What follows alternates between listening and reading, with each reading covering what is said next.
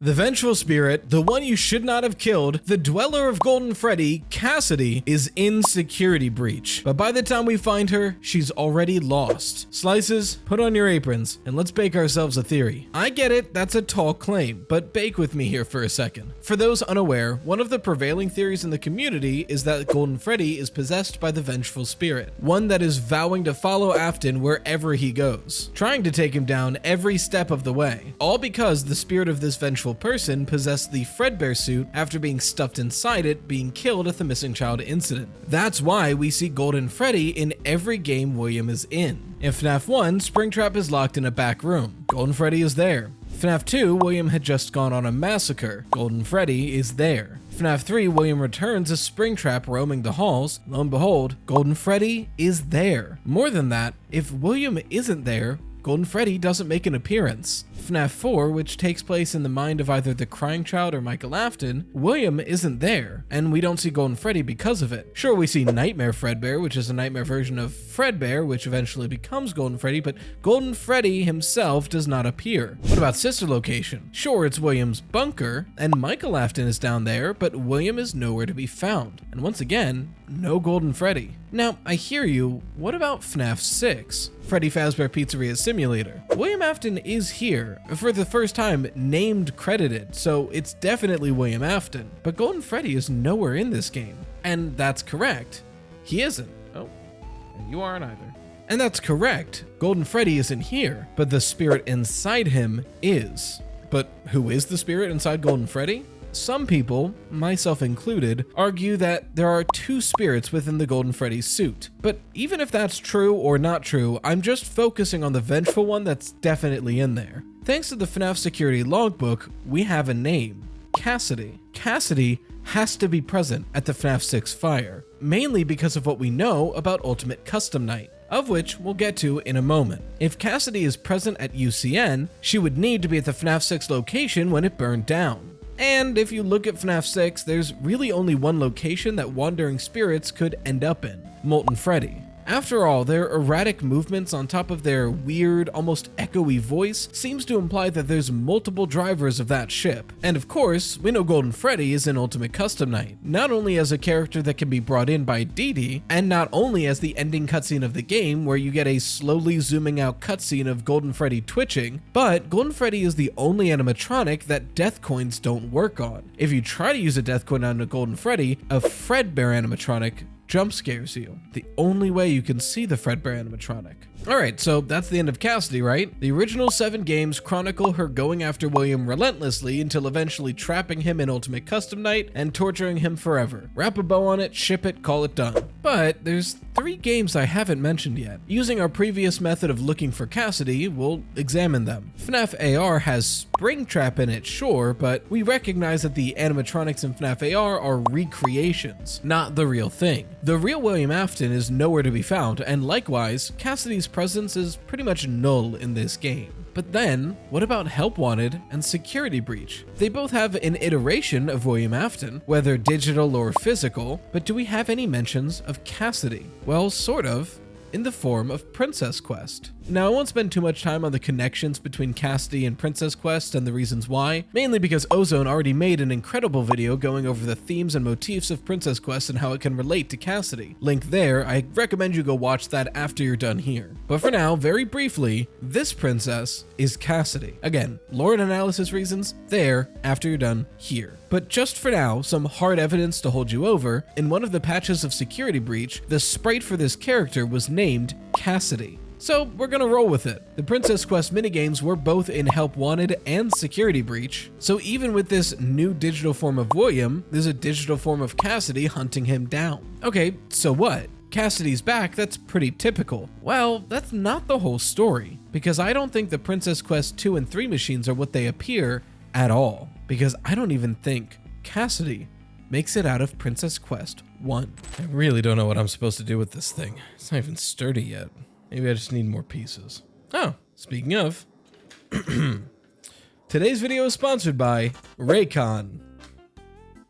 Nice. Now, if any of you have seen me out and about in public, which some of you have and have even come up to say hi, which is really wonderful. If you see me in public and I'm not at work or something, feel free to come and say hi. I swear I don't bite. But say it loudly, because I almost guarantee you I'm listening to something. YouTube, podcasts, or even just music. I am always listening to something to fill my day. With my ADHD, I kind of just have to have stimulation at all times. And because of that, I've always wanted really high quality earbuds. Introducing Raycon. I've always been hesitant to buy really nice earbuds because of the daunting price, but Raycon has made it their mission to provide amazing quality, sleek designed, no BS products, all without having to empty your bank account. They've got so many features that really push them over the edge. Things like noise isolating and awareness modes. With just using their earbud tap function, you can switch from awareness mode, letting you hear more of what's going on in the world around you and what I use to not wander into the street, into noise isolating mode, something that provides better immersion and blocks outside noise with their noise isolating technology,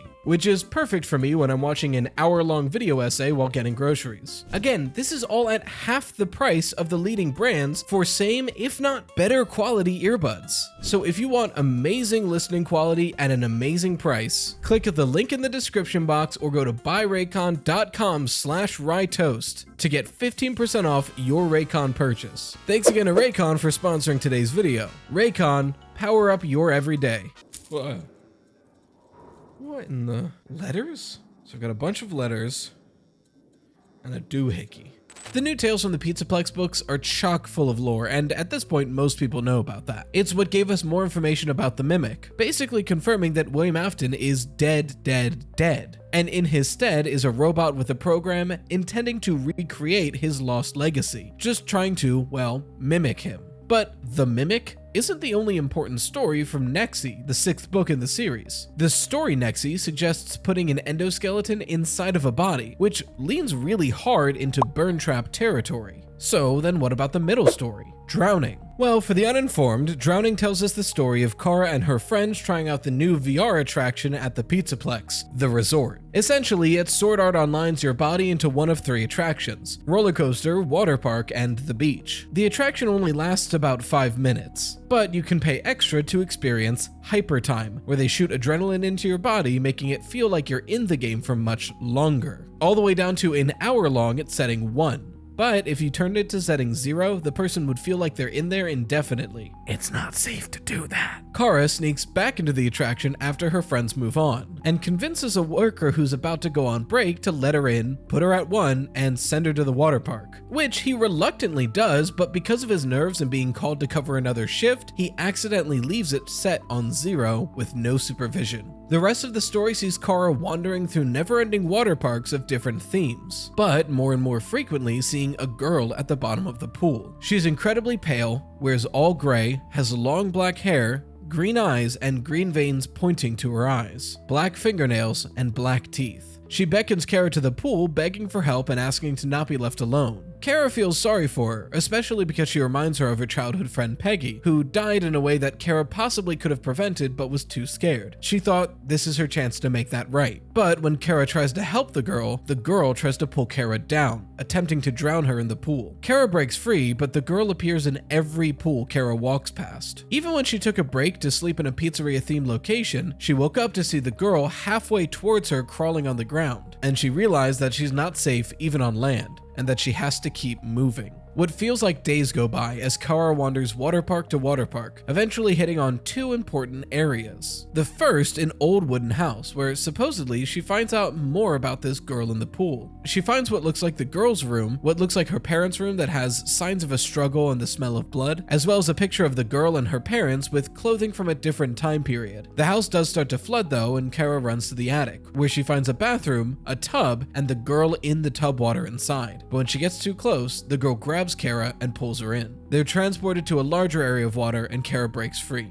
The next area of interest is a mirror maze. Kara walks in hoping it would be safe, but before long, it starts flooding too. In the mirror maze, she starts seeing reflections of her friends and her parents complaining about her and saying mean things about her, really delving into Kara's worst fears. Eventually, the story ends when Kara finds a water slide with no ladder stretching all the way up into the ceiling through a glowing hole in the ceiling. Hoping that's her way out, she climbs the exterior of the water slide to try to get there. But when she's nearly up, she hears the voice of the girl once again beg for help. It scares her and she falls. Now with broken legs, the girl from the pool simply drags her into the water and drowns her. Back in the real world, when her friends finally find her at the VR attraction, they go to yell at her, but when the headset comes up, they notice that she's dead. Story ends. Okay, I know that was a lot, but the books are becoming more and more lore relevant, so we have to take those little literary detours every now and then. Sorry. But the real debate around this story is what the identity of that pool girl is. Some folks are saying that it's a manifestation of the Mimic 1 program, and for a while, I did too. After all, this girl is aggressive. Sure, she only ever begs for help, but the moment Kara gets too close, she tries to drown her. Something that Cassidy wouldn't do. The girl also reminds Kara a lot about her childhood friend Peggy, who died young. A tactic that Mimic 1 would definitely use to try to ensnare somebody, just like William would use facts about children's lives to ensnare them. The green eyes and veins pointing to the eyes also point to this connection. But then, there are issues here. The other side of the argument points out that when Kara is describing games she used to play with Peggy, trying to figure out how to survive now, one of the games she mentions is Save the Princess, a pretty direct nod to Princess Quest in the games. The Princess Quest that sees Cassidy as the princess. Furthermore, a character inextricably linked to Cassidy is Old Man Consequences, always seen fishing by a pond. But each time you meet him, either as Cassidy or the player of FNAF World, you can force your way into his lake and drown. The ending you get by doing that in FNAF World is even called the drowning ending, the same name of this story. So the girl always being at the bottom of the pool works here. Another point for her being Cassidy is, although she is violent towards Kara trying to drown her, she is always begging for help, asking to not be left alone and wanting help from Kara. Furthermore, her description is quite close to how we've seen child spirits depicted in the games: gray clothes, pale skin, black hair. And if the house they went into in the water parks truly is a memory, then the picture tracks too, because the people in it look like they were dressed from a different time period. Drowning takes place sometime during a pizzaplex, so at least around 2025 plus, probably 2030. Cassidy would have been killed back in the 1980s. That's a 50-year time gap. We are 7 years away from being 50 years away from the 80s. God world. However, this house also has a point for the Mimic 1 side, as the girl being in a bathtub seems to imply that she was killed via drowning, which, as far as we know, isn't a tactic William ever used. Although maybe that's what FNAF World is trying to imply, and maybe that's why she's so vengeful, it's unclear. Both sides have valid points here, so which one could we possibly choose? Well, I think it's rather simple. The girl in the pool isn't simply the ghost of Cassidy stuck in this game, nor is she a manifestation of Mimic 1. It's much worse than that. So Slices, let's pop our theory into the oven and see what kind of horrors rise. She did it. Cassidy had won. Finally, through life and death and rebirth, she stopped William Afton. His reign of tyranny had ended. Cassidy held William right where she wanted, unable to die, move on, and find peace, stuck in a never-ending torment of Cassidy's design. Or so she thought, because while they were in that burnt-down, demolished pizzeria, someone unearthed them. Someone took William's corpse for something. Cassidy leaves the Ultimate Custom Night space to ensure that William isn't somehow coming back again, but it looks like he did. She sees Burn Trap and the Blob, and immediately goes back to work. Her first order of business? Manipulate an arcade machine. Try to get into the system that William might be in. There's even a possibility that she's done something similar to this before, if she helped out with Happiest Day or with the FNAF World. The obvious choice for possession is Princess Quest. She goes through the minigame and finds traces of William, but nothing too significant. But then, she found it, and what she found was way too much for her to handle. It wasn't Afton's spirit, which she expected, not even close, but a program created to mimic everything it saw. She can handle spirits possessing robotics, but as a spirit, what can she do about a program? She wasn't prepared for such a powerful threat, let alone prepared to what would happen if she walked directly into its trap. Mimic 1 just laughs at her, says that it always comes back, and the game ends. It always struck odd to me that the game just ends there. And the next one that we play, Princess Quest 2, per Ozone, starts with a parallel to Old Man Consequences in the same room, which I agree with. But that's the crux of the theory. In every other game, you find Old Man Consequences when you messed up. when something bad has happened, because Princess Quest 2 and 3 never happened. Or at least aren't happening in the same way that Princess Quest 1 does. What we see at the end of Princess Quest 1 is Mimic 1 winning. He traps and engulfs Cassidy, eventually even turning her into a slave as he did Vanessa and Gregory. The girl in Drowning, that's her. Even if the story Drowning hasn't happened yet or in the way at all of the games, that's what Drowning is trying to tell us. Cassidy is somewhere in this code as well, but she's different. She's begging for someone to save her, but will kill anyone that comes close. She's still the girl Afton killed, but now she's the rage that Mimic 1 created. Or I'm looking way too much into this stuff. Let me know. Look, I'm running out of stuff to talk about with Security Breach. Unless some news about Ruin comes out soon, I might have to talk about another FNAF game. But tell me what you think. Is the drowning girl Cassidy a manifestation of Mimic 1 or something else entirely? In the meantime, a huge shout out to the best patrons, the Toasted Slices, Emberisk, Charlie Bean, Lovey Puppy, Stormachow, Just BKZ, Lola Fembo, The Viper 26, Lihan, James Reiner, Emily De La Sierra, Snowblossom, Comrade Nika, Raven Eris, Glamrock Bonnie is a Nagani, Bucky Ray, Mystic Angel, Supermoosh, Untrusted Life, Queen Coda, Dionysus, MD Switchy, Flip, Loose, Hyperdroid, Emmy Layton, Sharpwire, Kitty Demon Overkill YT, Ryunosuke Akutagawa, Angermations, Nayubi, Cursed Galati, Otterpops 456, Dusk Enith, ICG, Silly Goose Central, Mac Dave, Airfan, Sumi, Moose, Kiwi Dylan, Sharktooth, Inkline Game Studio, Big Fart, Skyfon Set, Daylove Bunny, Alex P, Mercy, Altname 7, FNAF Boys, Wesley Harden, Simp Moodles, Kylie Del Pazzi, Chickpea, Funtime, Thomas Harris, A Human, Lavender, Chance Marie, and Balin42. And until next time, as always, stay toasty, Slices.